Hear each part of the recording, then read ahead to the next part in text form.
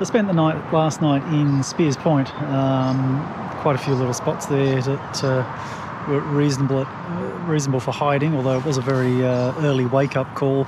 The street I stayed in had like a council depot up the road, and it was about 4:30 all the trucks started coming past, so yeah, it got a little bit noisy.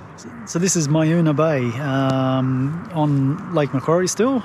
So just heading down the Wongi Road and dropped in here to have a bit of a look. It just looks so nice. The water looks awesome this morning.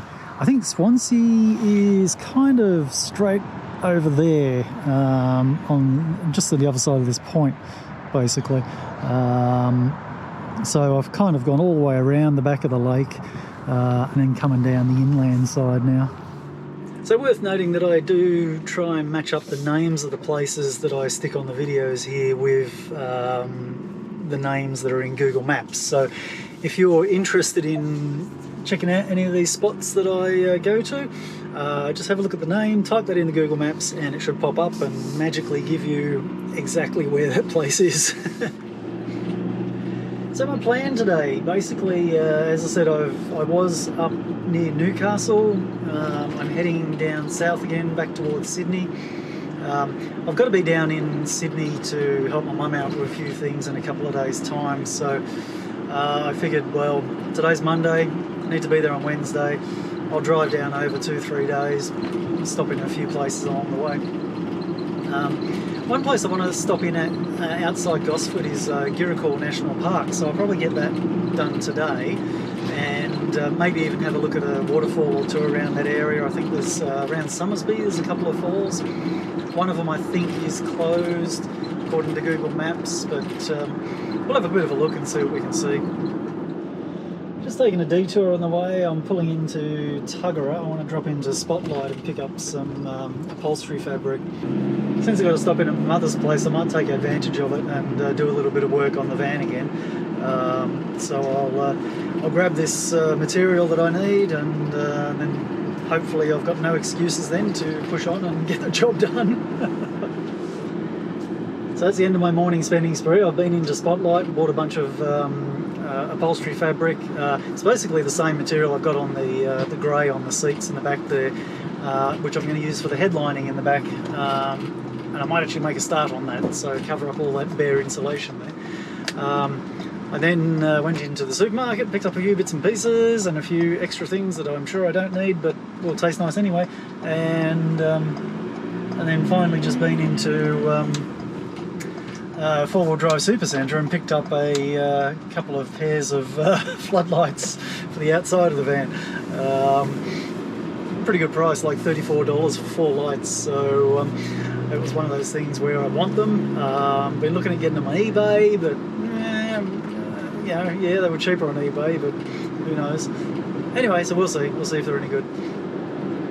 So it's 12:15 now. I figured I'll drive straight up now to the Girrakool National Park, I think that's what it's called, and have some lunch there, and then maybe this afternoon do a few walks.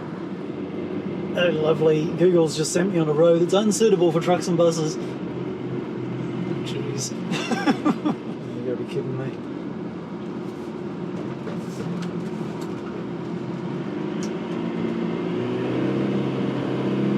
Whoa, that's steep.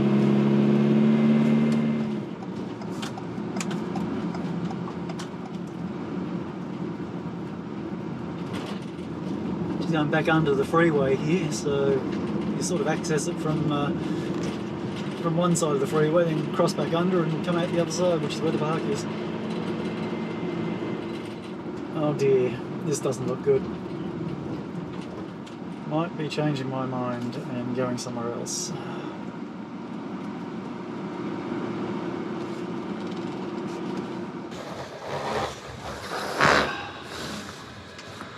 Well, I did bail on the idea of going into Girrakool National Park yesterday,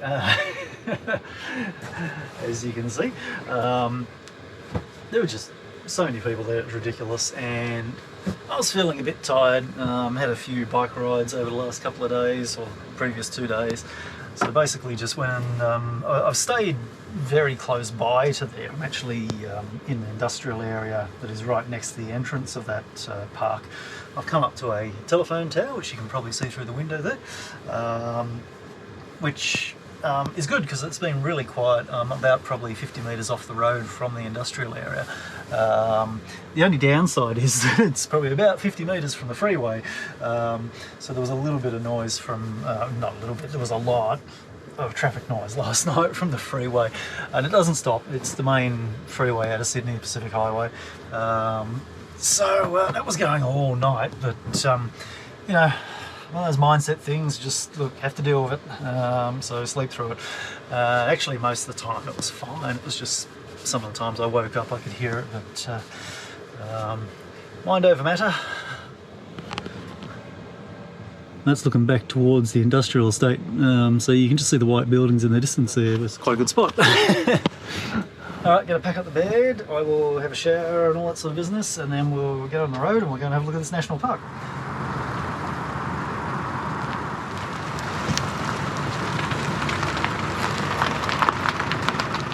This is how I like my national park car parks. Just for me. Alright, let's have a little look at this map over here. That's a bonus. Park use fee not required. Out of order. Oh, that'd be nice. Nice big waterfall. What do we got? You are here. So, I'm keen to do this big loop all the way down here to the creek and back. So that might be a few hours walk. So I'm going to head down this one, Girrakool Loop trail. It says this is 2 kilometres. I think it just branches into all the other trails anyway, so we'll wander down here and then that's nice. It's going to be the name of the game again, isn't it? Just dodging the mud puddles and everything. Aboriginal rock engravings. Not really seeing it. Oh wait, they're very faint, maybe. Oh yeah. Probably not even going to be able to see that, but there's a very vague outline of a person, I guess. Nice little cascades of water coming down.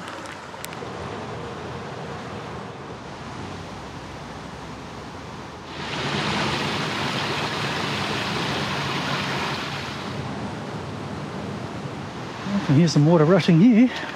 Not sure this is an official path.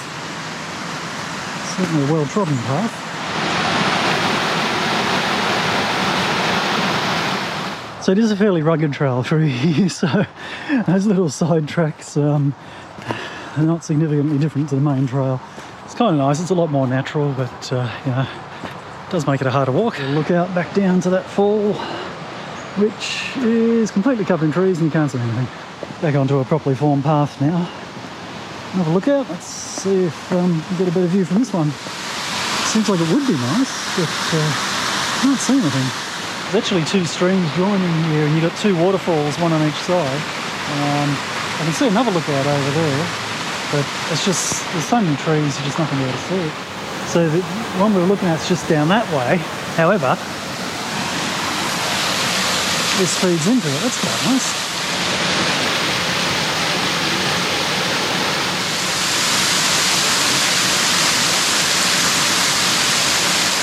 This is where we head down to the Pile Creek Loop. So I think this is about a 4k loop from here. So yeah, I'm going to be stuffed by the time I get back. The moss on these rocks. So green. And now have a look out from the top. Well, that's actually a big waterfall over there.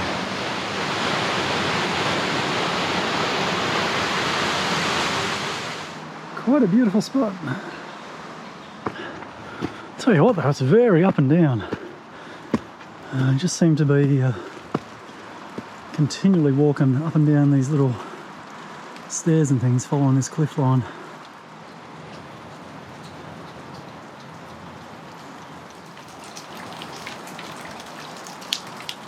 Oh, this is a wet one. Going to get wet.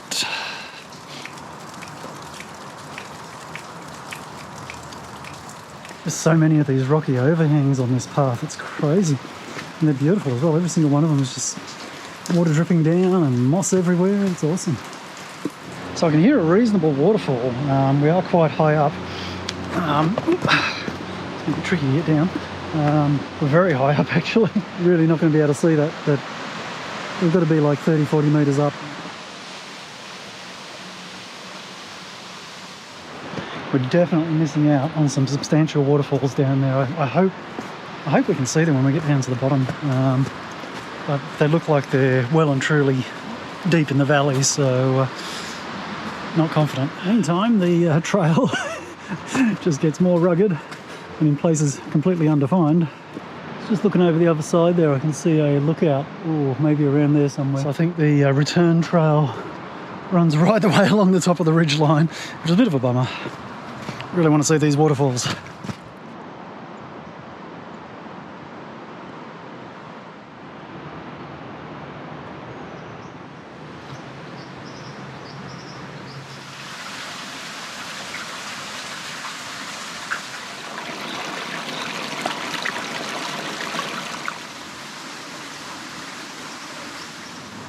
Size of this grass tree.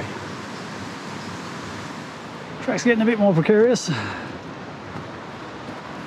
And the bottom, I don't know. I can hear waterfalls. We're not going to be able to see them. Looks like maybe we're starting to go down now. The staircase there. A staghorn fern growing on the rock there. We are at the bottom. I was a little concerned. I can see through there. There's a washed away bridge. And I can just see the pylons on each end of it. But no, there's a new bridge over here. So at least we can get across the creek. It was a nice walk, but I'd prefer to go back up the other side and maybe see something new. So this is apparently part of the Great North Walk, according to that sign just there. And a little picnic area, maybe a campsite if you're doing the big walk.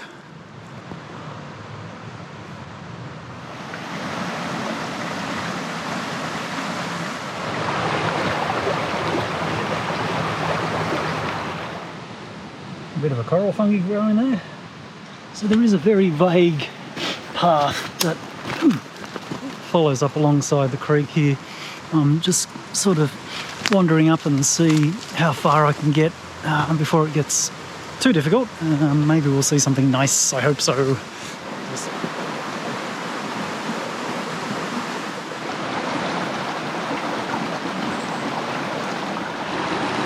Well, I think it becomes a wading exercise from here, so that might be as far as I go. A pair of little tiny wallaby prints there. Must be a really small one. Well, I think I'll begin the climb back up.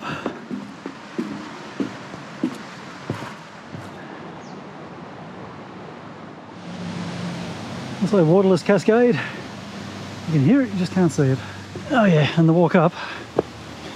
Not easy. Sure, the sign said it was a moderate trail. Like, I'd hate to see a bloody difficult trail.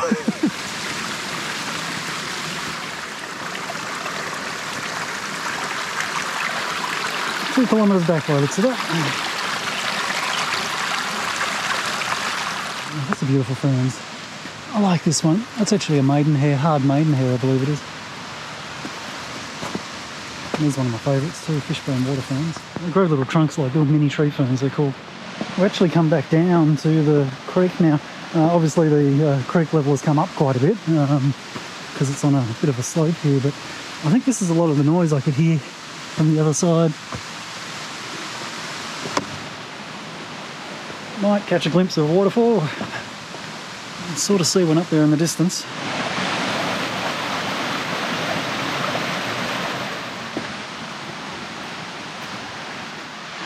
Hopefully it's not obscured by trees. It's not good. Wow, that's a big fall. Or cascade, whatever you want to call it. That's cool.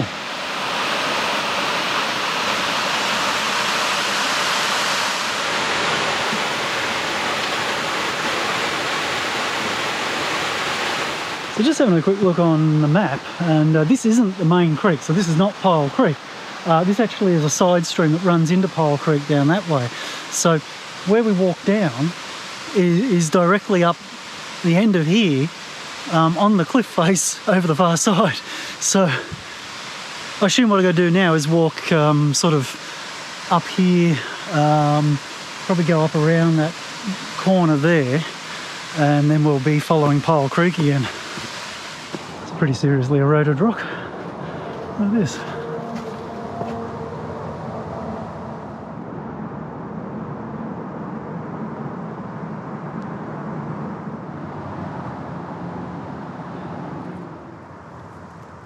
Big tree. The base is huge. Unfortunately, we've got all the lovely sounds of suburbia in the background. The freeway sort of runs along that ridge line over there, so just echoing through the valley on this side. But, let's have a look at this. This is looking over Pole Creek now. What can we see? Again, we can hear the water but can't see it. Certainly not as nice a walk on this side. When I saw that lookout being up so high, I didn't think it would be. It's sort of just running along the top of the ridgeline, so it's kind of a bit more of a dry sort of bushland landscape on this side. Lots and lots of old banksias. Not a lot of tall trees, but yeah, there's a stack of banksias. On the plus side, this is a much easier walk on this side. It's all pretty much flat ground. The other side was just up and down steps, like all the way. It's shocking.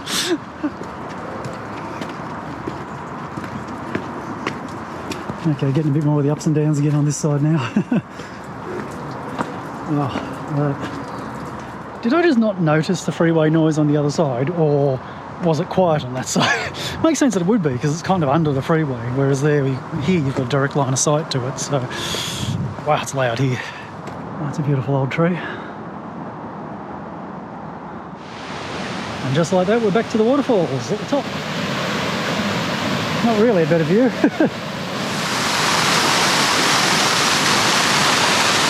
Can't really see the one on the other side, unfortunately. I reckon that's the best shot I'll get without actually going on quite a serious trek to get to the bottom. Oh, there we go, you can sort of see the one on the other side now. This tree's interesting. Looks like it joins onto the rock. And get the facing right. There we go. It does join onto the rock. That's pretty funny.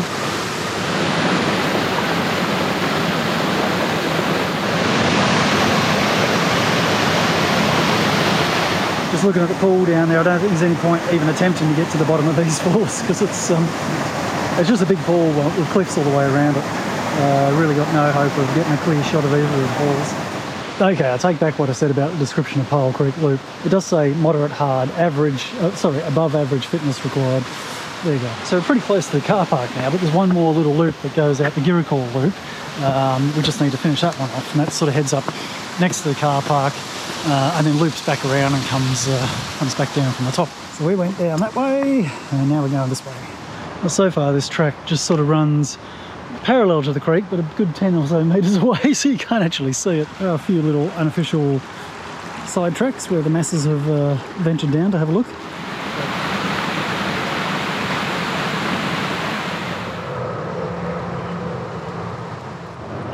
Seeing these little pink flowers everywhere at the moment. They're just in bloom and all over the place. Okay, the nicely formed track is pretty much gone now, but the sound of water is intensifying. Maybe this is the fall. There we go. Andamira lookout.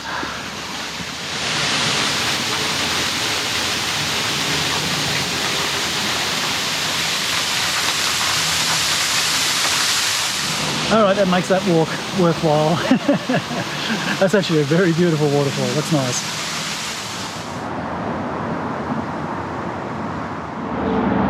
It's quite funny, really. Such a beautiful waterfall there, and it's practically under the freeway.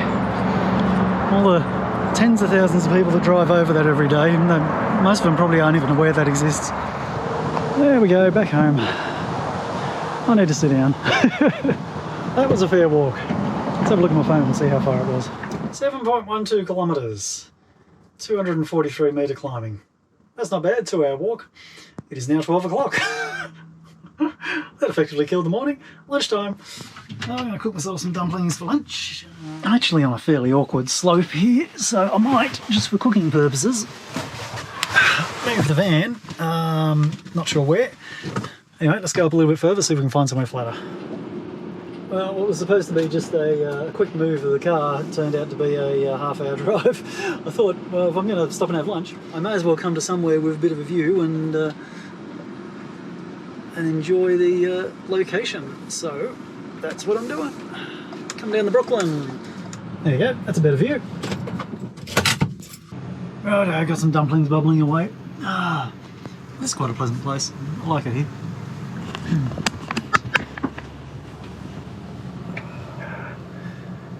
Not a bad view. watch the boats and the trains. So while I'm waiting for my dumplings to simmer away, I had a few challenges over the last week with my battery charge. My house battery got quite low a couple of days ago, and well, 3 or 4 days ago now, but it sort of got me thinking, what the hell's going on? I started looking at it a little bit closer. Now I've got a Renogy combined DC DC and MPPT charge controller. So basically it's impossible to see, but there's this little box down here, the blue light on it. So basically what it is a combined charging unit that brings in the solar panels and the alternator from the car, and then charges the battery off both. Now the good thing about that is that it's all in one, it's all integrated, nice and compact, and on the plus side too, when your house battery is fully charged, it will charge the car's battery. So the bonus of that is if you go away and leave your van for a long time, it'll keep your car's battery topped up. Really handy when I went overseas for about 4 months. So one thing that came apparent though was that it wasn't really putting much charge in while I've had all this overcast weather. So I started looking at the numbers that were coming into it a bit closer. And I've looked at it briefly before, and I've noticed that, it's a 50 amp charger, and I've noticed that every day I've had a peak of 50 amps. The apps for it are pretty bad. It doesn't give you a graph, it just gives you a bar, say what your min and max was each day. And yeah, it said I've had a maximum of 50 amps. Most of the time it's been saying the battery's fully charged, no problems, everybody's happy. But yeah, just with all this overcast weather at the moment, it's not being fully charged. What I found is that the 50 amp capacity gets split when both of your supply sources are providing power. Now what that means is that if I've got the car battery attached and the solar panels attached, it will only take 25 amps from each of those. Now it's kind of okay at night, because at night the solar panels get blacked out, they're dead, and then it will take 50 amps from the car's alternator, because it detects nothing coming from the solar panels, and it gives everything from the alternator. But what happens is when the solar panels are trying to charge, it always sees a voltage from the car's battery, so it will only ever allow 25 amps from the solar panels. So I'm going to do a little bit more investigation on this. I suspect that if I disconnect the car's alternator or disconnect the battery, I will get the full 50 amps from the solar panels. Of course that's not going to happen in this weather anyway, because we're in winter now, so I've probably got to wait till summer before I can even see that. I've got about 35 amps worth of solar panels on there, so that'll be something for a longer term check. But what is happening is that when during the day, like right now I'm getting about 2 amps from the solar panels. It's overcast, there's only about 35 watts coming in, but what that's doing then is when I drive the car, it's limiting the alternator input to 25 amps. So it's sort of, it doesn't make up 50 amps out of the two sources. If both sources are alive, it only allows 25 amps from each. If one gets cut off, such as the solar panels, then it allows 50 amps from the alternator. So what I've been doing is just switching off the solar panel isolator while I'm driving at the moment, and that gives me the full 50 amps from the alternator. Not ideal. It should be automatic. It should be able to balance it up itself, because heck, it's got all the numbers there, it should be able to read it. A little bit disappointing, Renogy. Do a better job, because that's pretty pathetic. But anyway, is what it is. And as I said, I'm going to fiddle around with the alternator as well at some point and see if I cut off the battery power supply, if I get a full 50 amps from the solar panels. Might mean I'll just have to put a switch in to select my source when I've got days like this where the weather's bad. There we go. Oh, hot. I'll just wait for that to cool down a bit. I was going to open the door and sit on the edge to have my lunch, but it's cold. It's 16 degrees out there, so anyway, I'll sit here and just look out the window.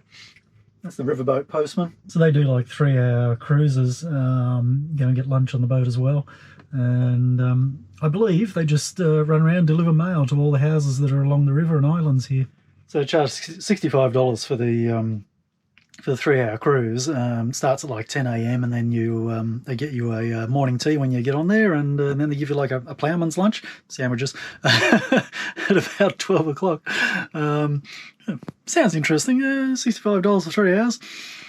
A bit steep for me, but maybe one day if I'm feeling ultra rich, I might drop on there and go for a bit of a cruise around. That should be quite nice, I think. I'm not going to stay here long, but since we are here, we better go out for a quick walk, and I'll show you the water. I did do a bit more of a walk around of this place in a couple of videos ago. I was here sort of last week, so you can always have a look at that if you want to see a bit more on this particular area, but it's quite nice here. There's a lot more debris here this week. There was a whole stack of rain about 5 days ago. I think it was a couple 100 mil that fell over in Warragamba Dam. So the Hawkesbury River has been flooding again, and this is basically where the Hawkesbury River comes through. As the water is looking significantly browner than last week as well. A lot of wood floating around in the water. There's a big log out there. There you go, and the little baths here for swimming. Caged off area, keep the sharks out in theory. So I'd like to have another bike ride, not today because I'm feeling totally stuffed after that walk this morning, but maybe tomorrow morning I'll go to Bear Creek and do some jumps practice, it's about an hour's drive from here, so I'm going to head down in that direction now.